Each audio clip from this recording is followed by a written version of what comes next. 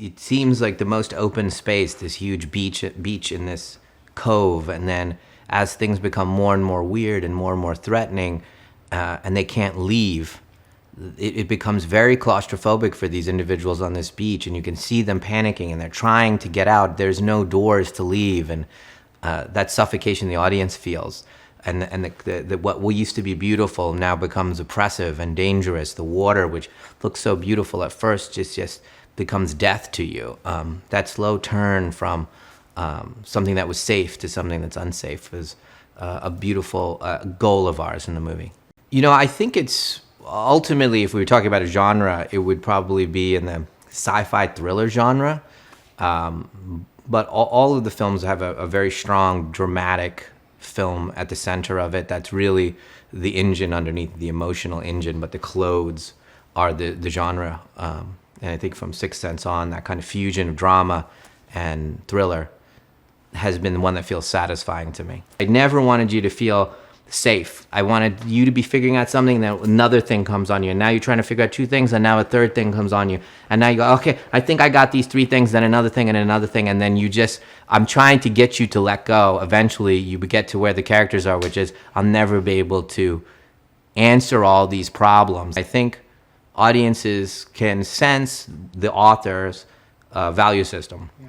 And they can, no matter how dark I get, and boy, do I get dark. I mean, I've done things in movies that you just can't do, right? You just can't do. I kill everybody, right? There's like, you could be a star, you could be a baby, you could be whatever. You're not safe in these movies. And the reason that I can do that and the audience goes with me is I think ultimately they're feeling that the person telling the story is hopeful and cherishes family, cherishes love, and, you know, really it aspires to believe in the universe is a benevolent place. As your body's growing, the matrix of your mind is changing as well. So you are a 40-year-old man. You're taking in the situation as a 40-year-old man takes in the complexity of the way you're sitting and the way you looked at your watch.